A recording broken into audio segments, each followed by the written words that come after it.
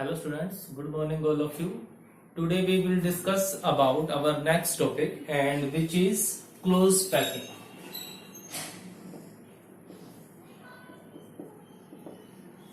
Now what do you mean by close packing? Close packing से क्या मतलब होगा? यहाँ पर हम किसकी पैकिंग करना चाह रहे हैं? देखो, हमने अपने लास्ट वीडियोस में यूनिट सेल के बारे में पढ़ा है ना। हमने ये देखा कि यूनिट सेल में कॉन्स्टिट्यूएंट पार्टिकल्स कहाँ पर प्रेजेंट होते हैं। ठीक है, तो अब ये कह रहा है कि भाई क्या जो यूनिट सेल है जितनी उसकी कैपेसिटी है, क्या उस कैपेसिटी के अकॉर्डिंग उसमें एटम्स या मॉलिक्यूल या कुछ भी प्रेजेंट है, उसमें उसकी जो कैपेसिटी के अकॉर्डिंग कितने पार्टिकल्स हमने रखे हुए। जैसे कि मेरे पास एक गोदाम है, ठीक है, उस गोदाम में अनाज की बोरियां रखी हुई है। तो पैकिंग एफिशिएंसी का या क्लोज पैकिंग का मतलब क्या होगा? भी एक तो मैं क्या करूं, एक बोरी को मैंने एक कॉर्नर में रख दिया, दूसरी को दूसरे कॉर्नर में, अलग अलग कॉर्नर्स में रख दी, है ना। एक तो इस तरीके से पैक हो गया। और एक केस में मैं क्या कर रहा हूं, मैंने उन बोरी को या जो भी बॉक्सेस है उनको बहुत अच्छे से पैक किया। जो स्पेस था उस स्पेस को हमने बिल्कुल भी वेस्ट नहीं जाने दिया। तो कौन से केस में ज्यादा अच्छी पैकिंग होगी? तो आप बहुत इजीली है ना कि जहां पर स्पेस का मैक्सिमम यूटिलाइजेशन हुआ। तो ऐसे ही क्लोज पैकिंग का मतलब क्या हुआ? The maximum utilisation of given space. जो हमारे पास जो गिवन स्पेस है उस स्पेस को हम कितने अच्छे से यूटिलाइज कर सकते हैं, कितने अच्छे से हम उसको कंज्यूम कर सकते हैं, वही चीज क्या कहलाएगी? Close packing. ठीक है, तो सबसे पहले क्या कहता है? It may be defined as the maximum utilisation of given space is called close packing. ठीक है, जो गिवन स्पेस है उसका कितने ज्यादा से ज्यादा हम यूटिलाइज कर सकते हैं। अब वेरी सिंपल सी बात है, जो यूनिट सेल्स होती हैं, जो सॉलिड्स हैं, 3 डायमेंशन में होंगे, 2 डायमेंशन या 1 डायमेंशन में तो कोई लॉजिक ही नहीं बनता। अब 3 डायमेंशन को समझने के लिए हम स्टार्ट करेंगे 1 डायमेंशन से, है ना। पहले बनेगा 1 डायमेंशन, 1 से बनेगा 2 और 2 से फिर हम अपने जो टॉपिक है 3 डायमेंशन पे पहुंच जाएंगे। तो सबसे पहले करते हैं हम 1 डायमेंशन। अब इसका मतलब क्या हुआ? Packing in 1 dimension. तो 1 डायमेंशन आप इस तरीके से समझ सकते हो कि हमने उन पार्टिकल्स को अरेंज करना है या तो अलोंग लेंथ या फिर ब्रेड्थ या फिर हाइट। कोई एक डायमेंशन हमने उठाना है। जैसे ये मान लेता हूं लेंथ हो गई, ये मान लेता हूं ब्रेड्थ हो गई, और ये इस डायरेक्शन में ये हो गई हाइट। इसको मैं ऐसे दिखा देता हूं, ठीक है। तो मतलब एक्चुअल में ये कुछ ऐसे है। तो या तो आप इसके अलोंग लगा सकते हो, या फिर आप इसके अलोंग लगा सकते हो, या फिर अलोंग द हाइट उन पार्टिकल्स को लगा सकते हो। तो ये हो गया हमारे पास इन 1 डायमेंशन। ठीक है, तो हम सबसे पहले स्टार्ट कर रहे हैं क्लोज पैकिंग इन 1 डायमेंशन। क्लोज पैकिंग इन 1 डायमेंशन। तो बिल्कुल क्लियर हो जाना चाहिए कि मतलब क्या हुआ। ठीक है, 1 डायमेंशन मतलब कि हम अलोंग लेंथ ब्रेड्थ और हाइट कोई एक चूज करेंगे हम। ठीक है, अब जो 1 डायमेंशन है बेटा, सोचने की बात ये है कि जब हम एटम्स को लगाएंगे तो एटम की शेप क्या होगी उन पार्टिकल्स की? तो we are assume that those constituents are in spherical shape. वो जो कॉन्स्टिट्यूएंट्स है उन सब की शेप कैसी होगी? स्फेरिकल शेप होगी। फिर दूसरी बात, क्लोज पैकिंग है तो हम उनको क्लोजली मतलब कुछ इस तरीके से पैक करेंगे कि वो एटम्स, वो पार्टिकल एक दूसरे को टच करे, मतलब कि उनके बीच में स्पेस नहीं छोड़ना है। अगर हमने उनके बीच में स्पेस छोड़ दिया तो क्या होगा? वो जो हमारे पास स्पेस था उसका यूटिलाइजेशन तो हो ही नहीं पाएगा। ठीक है बेटा, तो हमारे पास जो 1 डायमेंशन में होगा तो क्या होगा? In this particles are arranged only in 1 dimension. In 1 dimension, either length, breadth, ठीक है, और height, और along height। ठीक है। दूसरी बात क्या थी कि जो एटम्स होंगे वो एक दूसरे को टच करेंगे, ठीक है। एवरी एटम्स या पार्टिकल्स कुछ भी कह लो टचेस इट्स नेबर, ठीक है, वो अपने नेबर को टच करेंगे।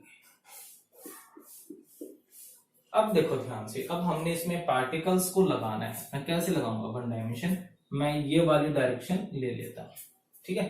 तो अब इसमें मैं पार्टिकल्स को अरेंज कर रहा हूं, है ना। हर एक पार्टिकल हमने माना हुआ है स्फेरिकल शेप में है ना, और जो पार्टिकल्स हैं वो सब एक दूसरे को टच कर रहे हैं। तो ये हो गया ना। अब हम इससे ज्यादा क्लोजली पैक्ड कर सकते हैं, वन डायमेंशन में है, ठीक है, इतनी तो स्पेस हमारा वेस्ट होना ही होना है, तो इससे ज्यादा क्लोजली मैं नहीं लगा सकता। तो ये हो गया हमारा। अब इसमें टर्म आती है कोऑर्डिनेशन नंबर, बहुत ही इंपॉर्टेंट है, इसके ऊपर क्वेश्चन लगभग हमेशा 1 मार्क में आता ही आता है, कोऑर्डिनेशन नंबर।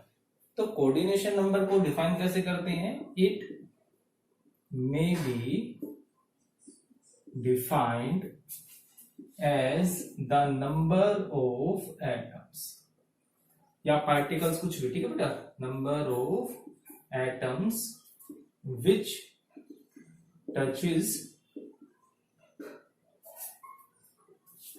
ए गिवन एटम।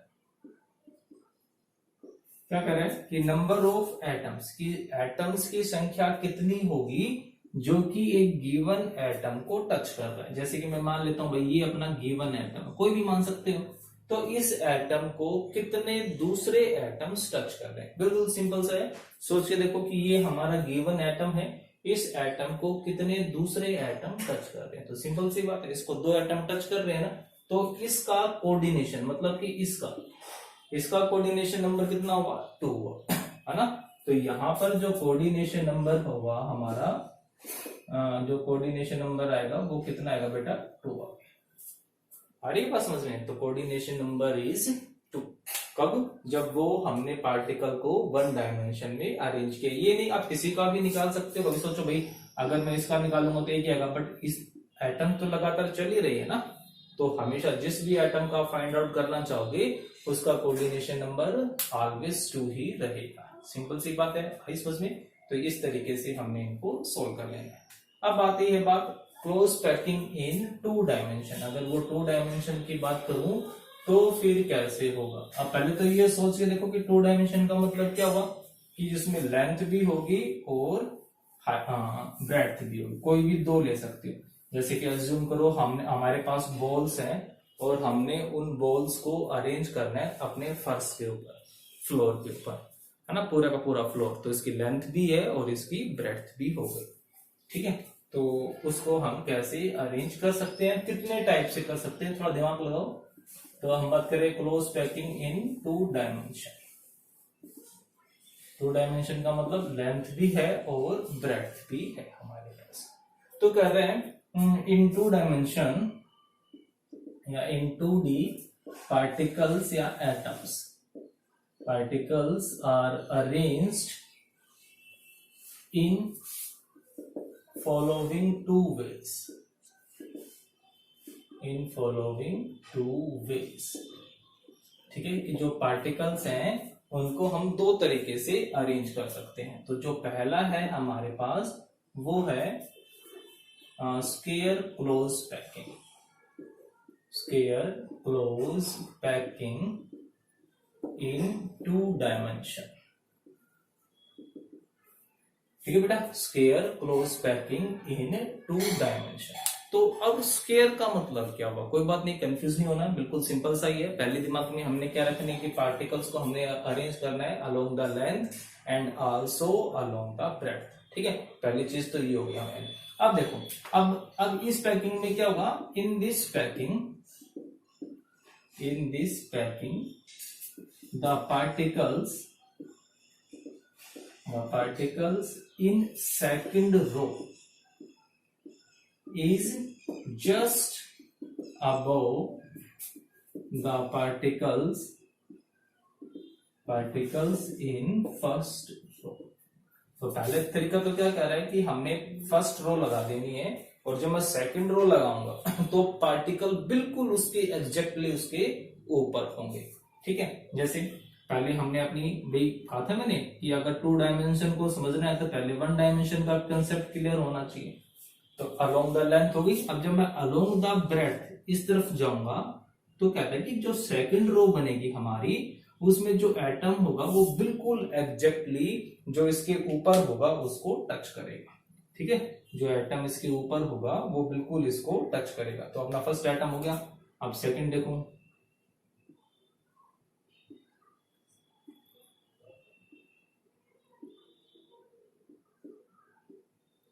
ये हो गया, समझ में आया ना। अब जो मैं नेक्स्ट रो बनाऊंगा फिर से इसके ऊपर, बिल्कुल एग्जैक्टली इसके ऊपर।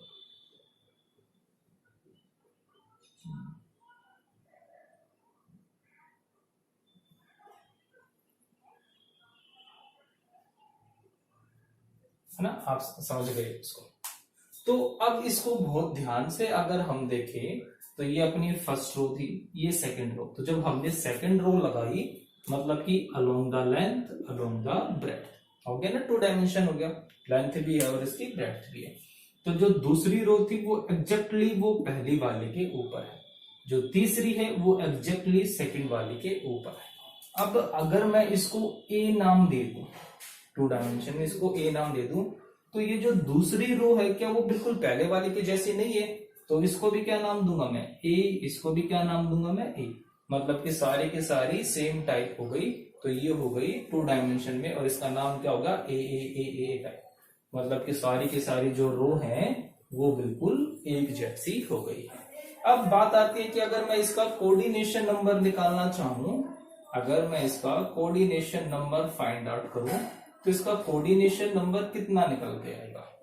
ठीक है, अगर हम इसका कोऑर्डिनेशन नंबर फाइंड आउट करना चाहते हैं, जैसे कि मैं ले लेता हूं ये वाला एटम ले लेता हूं। ठीक है, कोई भी एक एटम उठा सकते हो। अगर मैं इसका ये एटम ले लूं और इसका कोऑर्डिनेशन नंबर फाइंड आउट करना चाहूं तो चेक करो कि ये वाला एटम कितने एटम्स को टच कर रहा है। तो सबसे पहले अगर आपको दिख रहा है 1 ना, ये टच करेगा, सेकंड ये टच करेगा, थर्ड ये टच करेगा, इसको 4 एटम्स को हो गया टच। अब जब ये 4 एटम्स को टच कर रहा है तो जिन एटम्स को इसने टच किया, अगर मैं उसके सेंटर्स को मिला देता हूं, इनके सेंटर को आप मिला लो, ये जो सेंटर्स है ना, इन सेंटर्स को आप मिला लो। ठीक है, तो ये क्या बन गया, ये this is A square, so it is called square close packing. ठीक है, तो हमने जब ये जो 4 एटम जिनको टच कर रहा था, जब हमने इनके सेंटर्स को मिलाया, then it will make a square. So this packing is called square close packing in 2 dimension.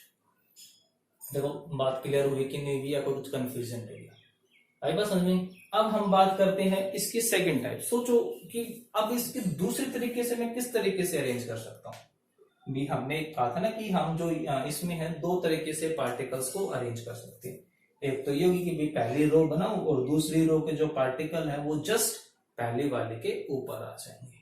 अब सेकंड टाइप कौन सी होगी, किस तरीके से मैं पार्टिकल्स को अरेंज करूं। तो सेकंड टाइप क्या कहता है बेटा, अब जो सेकंड टाइप आती है वो है हमारे पास hexagonal close packing in 2 dimension. ठीक है, ये तो थी स्क्वायर क्लोज पैकिंग। नेक्स्ट आती है हमारे पास hexagonal close packing in 2 dimension. ठीक है, देखो कैसे होगी वो, बहुत ही सिंपल सी है। तो दिमाग में आया कि हम पार्टिकल्स को कैसे अरेंज करेंगे। तो कहता है कि इन this packing, in this packing the particles या atoms, the particles in second row is placed over the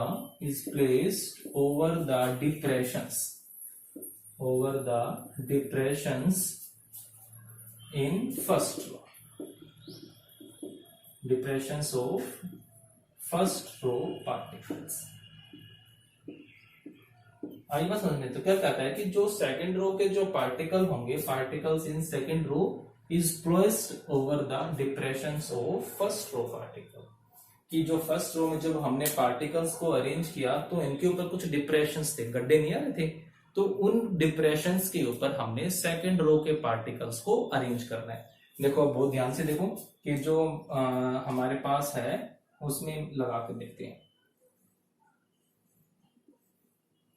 ठीक है, अब आपको इसके अंदर डिप्रेशंस दिखाई दे रहे हैं ना, ये जो डिप्रेशन है जहां पर डिप्रेशन गड्ढे से बनकर, तो कहते हैं कि अब हम जो पार्टिकल्स होंगे उनको डिप्रेशंस में अरेंज करेंगे। ठीक है, उनको हम इन डिप्रेशन में अरेंज करेंगे। वो सर्कल आप बहुत अच्छे से बना सकते हो, ये हो गया।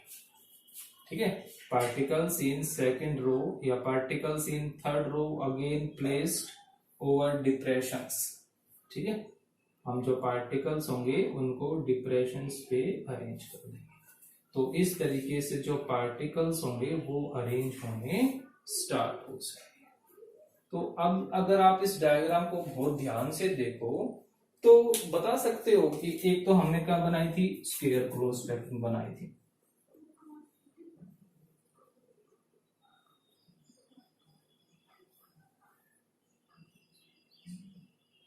ठीक है, एक तो हमने ये वाली पैकिंग बनाई थी, एक ये पैकिंग है।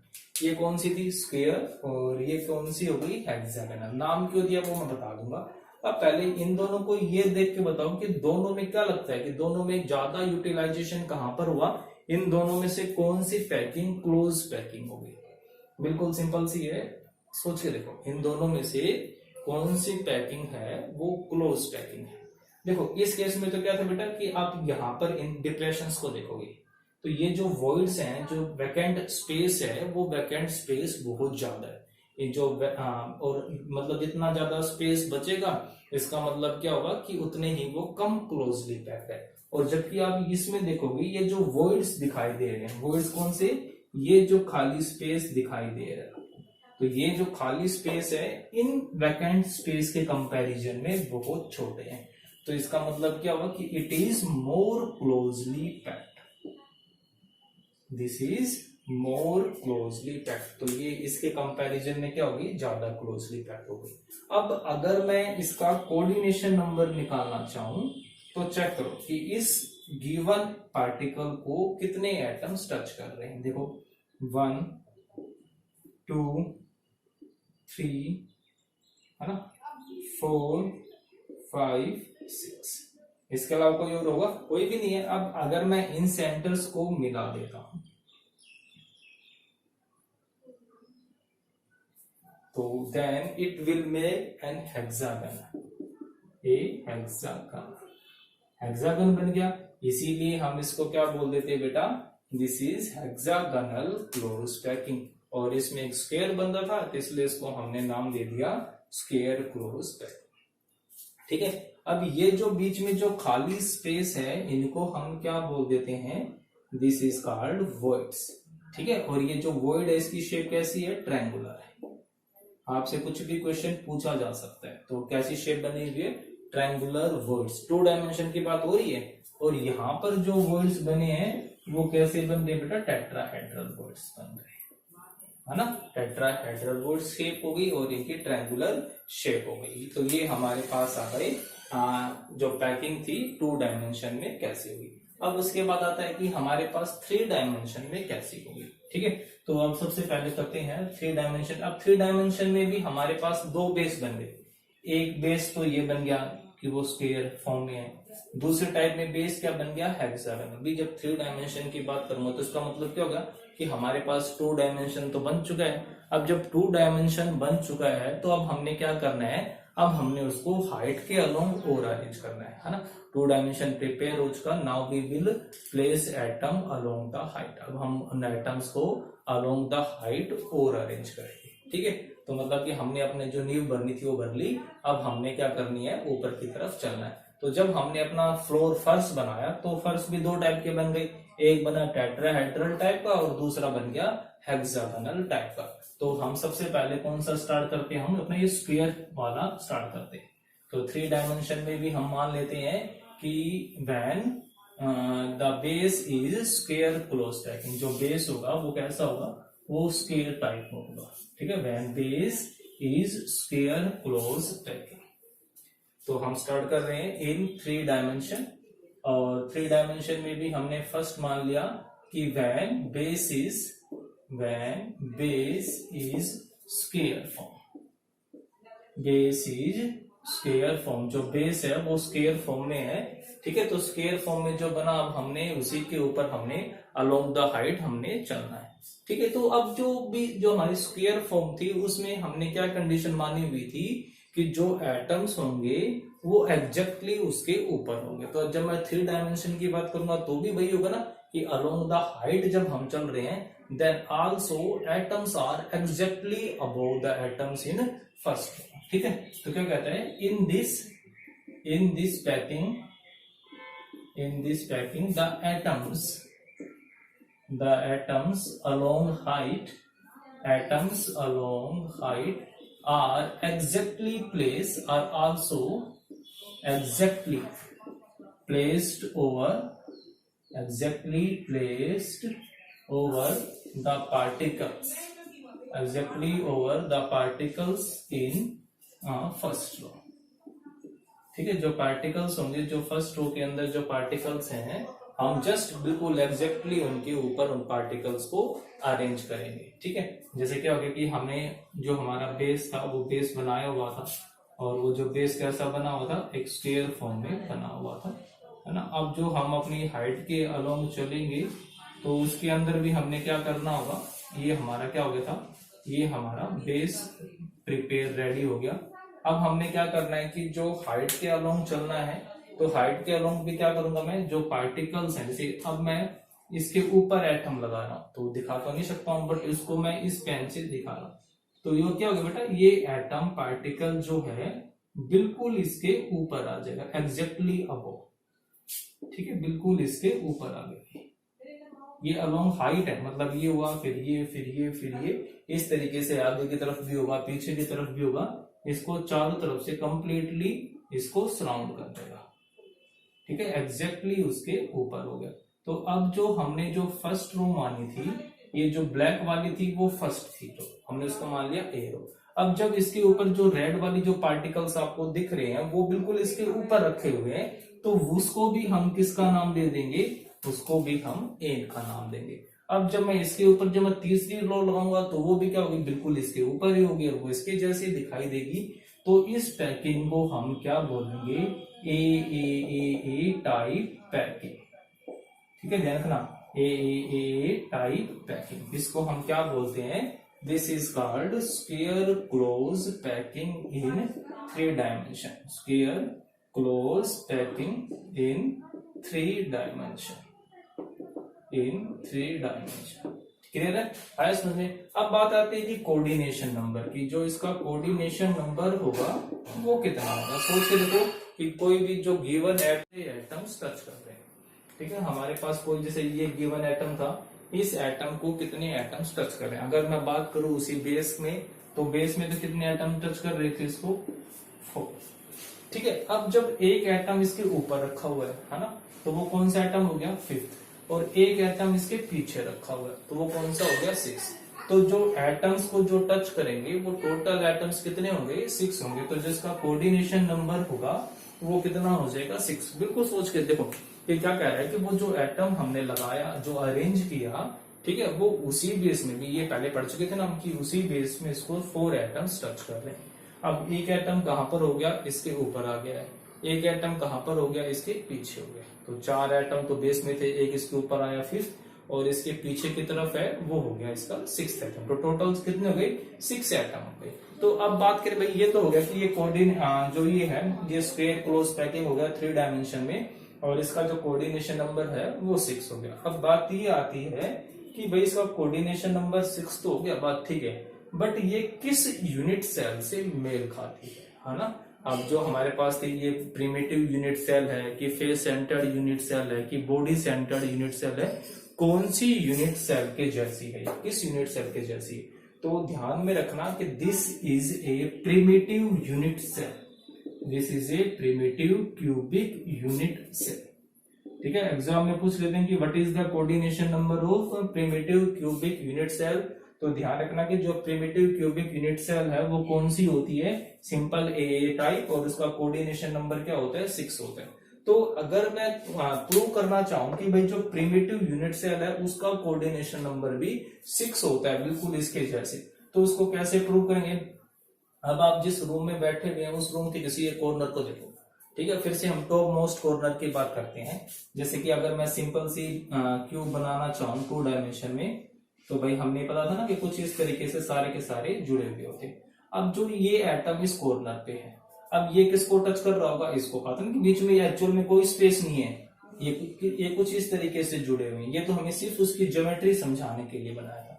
तो ये जो कॉर्नर है इसको एक कॉर्नर ये टच कर रहा है, ये जो दूसरा कॉर्नर जैसे हमारी जो रूम का कॉर्नर होगा उसको ये वाला कॉर्नर टच करेगा, और जो पीछे बगल में बनेगा वो भी करेगा, ठीक है। और ये इसके जो पीछे रूम होगा वो कॉर्नर भी टच करेगा, और जो इससे आगे वाला जो होगा कॉर्नर वो भी टच करेगा। तो 4 कॉर्नर तो ये हो गए, ठीक है। अब जो एक कॉर्नर जो नीचे की तरफ है भाई, एक कौन सा हुआ, जैसे ये हमारे पास जो रूम है, आप टॉप वाले कॉर्नर को देखो, इस कॉर्नर को ये वाला कॉर्नर टच करेगा ना, वो कॉर्नर टच कर देगा। इसके इस तरफ जो रूम बनेगा उसका कॉर्नर भी इसको टच करेगा, ठीक है। अब जो इसके आगे जो निकला हुआ है ना, उस कॉर्नर के आगे की तरफ जो निकला हुआ है वो भी इसको टच करेगा, और जो इसके पीछे निकला हुआ है वो भी इसको टच करेगा। अब जो बिल्कुल इसके नीचे वाला है, जो लोअर एंड में कॉर्नर है, वो भी उसको टच करेगा। तो 5 हुआ, और जो इसके ऊपर रूम बनेगा वो भी कॉर्नर इसको टच करेगा। मतलब कि टोटल कितने इसको टच कर जाएंगे बेटा, टोटल इसको 6 कॉर्नर्स टच करेंगे। तो कहता है कि जो इसका कोऑर्डिनेशन नंबर होगा वो कितना होगा, वो 6 कोऑर्डिनेशन नंबर होगा। तो ये चीज तुमने बहुत अच्छे से ध्यान रखनी है, ठीक है। तो हमारे जो जो क्लोज पैकिंग इन 3 डायमेंशन है उसमें हमने क्या पढ़ा कि अगर हम उसका जो बेस है वो स्क्वायर मान लेते हैं, और फिर वर्टिकली भी हमने वैसे पुट करने हैं कि एटम्स को दूसरे एटम के जस्ट ऊपर रखना है। तो इस तरीके से जो अरेंज होगी, वो जो टाइप आएगी वो कौन सी टाइप आ जाएगी, हमारी ए टाइप आ जाएगी। और उसका कोऑर्डिनेशन नंबर कितना हो जाएगा, 6 हो जाएगा। और जो कोऑर्डिनेशन नंबर 6 हो गया, फिर उसके बाद क्या कहता है कि वो किससे मेल खाएगी, सिंपल क्यूबिक यूनिट सेल से। इतना करना है आपको अच्छे से, और फिर भी कोई डाउट रहता है तो आप वो डाउट मुझसे क्लियर कर सकते हैं, ठीक है। अब जो दूसरा है कि जब बेस हेक्सागोनल टाइप होगा वो हम अपने नेक्स्ट वीडियो में डिस्कस करेंगे। तब तक आप अच्छे से पढ़ते रहो। Okay, thank you.